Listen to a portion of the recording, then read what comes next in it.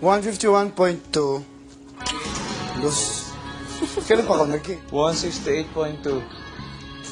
Super lows. Super loose. 157.8. 206.4. 185. 101.4. 104. 105.4. 95.2. 105. Gian.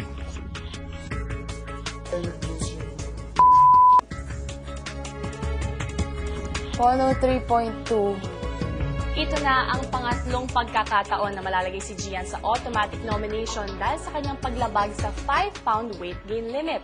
Ayon sa rulebook, ang 3 beses na pagkakaroon ng matinding violation ay maaaring mga hulugan ng forced eviction. Nabahala si Kuya sa pagbigat ng lahat ng mga housemates kaya kinausap niya ang mga ito. Alam ko kung gaano nyo pinaghirapan ang pag-maintain ng inyong mga timbang. Pero, generally, sa nakaraang linggo ay nagtaasan ang inyong mga timbang. At naintindihan ko dahil sa araw-araw ninyong pagkain ng masaganang pagkain ay pinapatawad ko ang pagtaas ng inyong timbang. Pero, Gian, ito na dapat ang ikatlo na automatic nomination mo, hindi ba? At alam mo anong ibig sabihin ng ikatlo, hindi ba? Opo. Gian? Po. At Mickey? Po. Manatili kayo rito sa loob. Opo. Gian, 1 linggo para maibaba ang iyong timbang ang ibibigay ko. Papayag ka ba magpatulong kay Mickey? Opo. Yata. Siguro. Bakit yata? Hindi ka sigurado. Nakakatakot po. Super award po. Willing ka ba na tulungan si Gian? Willing naman po ako. But important din po para sa akin po. I offered her many times po. Yun important po para sa akin po na gusto din niya po talaga po. Sa iyo ko ibinibigay ang responsibilidad para maging isang weight trainer. Opo. Opo. Weight trainer ni Gian. Opo. Agad na sinimulan ni Mickey ang fitness session with Gian. Sa afternoon, we will swim. And in the evening, what I actually want, up to you, is you do 15 minutes bike just for a warm-up. And then we do stretching. Warm up lang yon. Yun ano pa, what you will eat, and fruits. Orientation. I think it's also the hardest Fruits. challenge. Okay, fruit, okay? Eating. Cracker, no. Perfect. Why not? Because not good. Why not? That's what my friends eat. Question, Gian, you want to work with me or not? Medyo piko na trainer at sutil na estudyante. Gandang kombinasyon.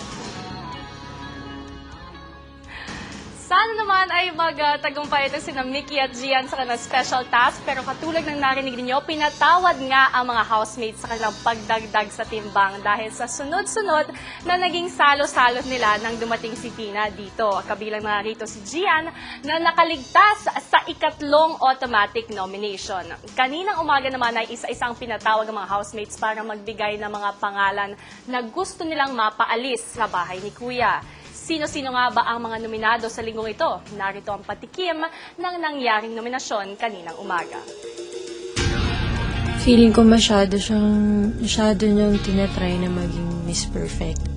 Nasulit pa rin po nila yung opportunity na magstay po dito. Feeling niya na out of place siya, pero kung niyaya naman namin siya, ayaw niyang sumama sa amin or kahit kanino. Mas rightful na magstay yung iba kaysa sa kanya.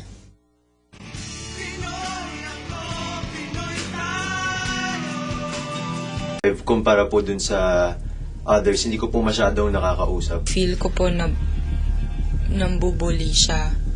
Masyado na po siya medyo nalulungkot dito.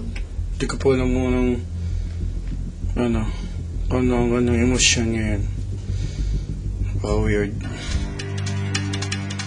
Narinig nyo na ang ilan sa mga rason pero hindi nyo pa naririnig ang kanilang mga pangalan. Ngayon ay ibabalita ko na sa ating mga housemates ang ilan sa mga nominado.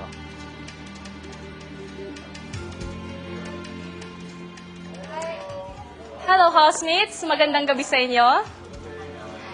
Yes, ngayon kasi may special task si Tony, kaya sa gabing ito ako muna ang inyong mga kausap. Okay lang ba yon?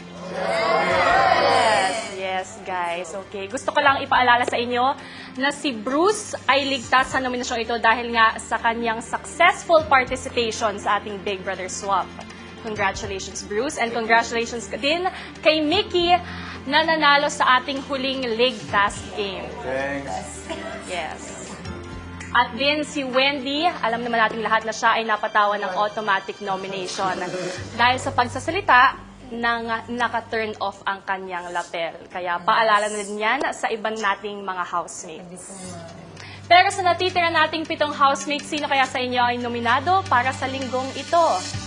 Believe me, na bilang isang dating housemate ay nararamdaman ko din at nafe-feel ko ang tensyon din mo. Nanginginig din ang aking kamay. Tulad ninyo, yes. At alam kong sanay kayo na may konting kwentuhan muna bago ang announcement. Pero gusto kong sabihin sa inyo na ihanda nyo na ang inyong mga sarili dahil dederecho na tayo sa susunod na nominado.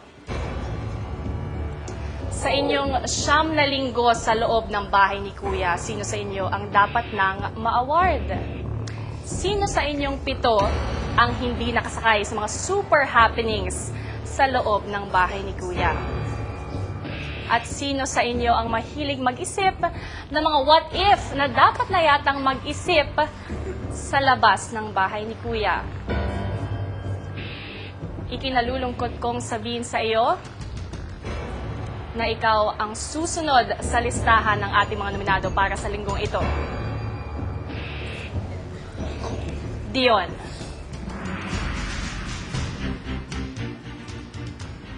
Pero housemates, hindi pa siya nagtatapos ang ating listahan ng mga nominado dahil magbabanggit pa ako ng isang pangalan. Tama ang narinig ninyo, 3 ang nominado para sa linggong ito. At kung sino sa inyo yon, malalaman nyo sa aking pagbabalik. May isa pa ngang pangalan na magdadagdag sa ating listahan ng ating mga nominado at ito ay dahil sa 13th phone call na natanggap ng isang housemate kagabi. Sa mga nakaplanong phone calls, tanging si Marie Chris na lamang po ang hindi pa nakakatanggap at nakakasagot ng tawag dahil natanggap nga po ni Robert ang 12th phone call, ang pag-ahit ho ng isa niyang kilay. Pero nga dahil ho lumabas na ng bahay si Marie Chris, sino kaya ang tumanggap ng 13th phone call? Ang humalik sa housemate na gusto niyang makasama sa listahan ng mga nominado. Napaka-powerful ho ng phone call na ito. Kaya naman kung sino ang tumanggap nito at kung ano ang nangyari, panoorin ninyo. Kagabi, muling narinig ng mga housemates ang isang pamilyar na tunog.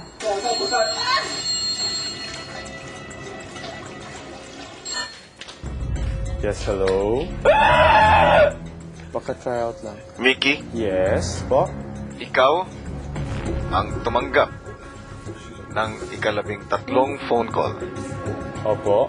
Bibigyan kita ng pagkakataong pumili ng isang tao na gusto mong pag-alayan ng halik. Pero Pick Gian, pick ang Gian. taong ito ay magiging automatically nominated sa susunod na round ng inyong nomination.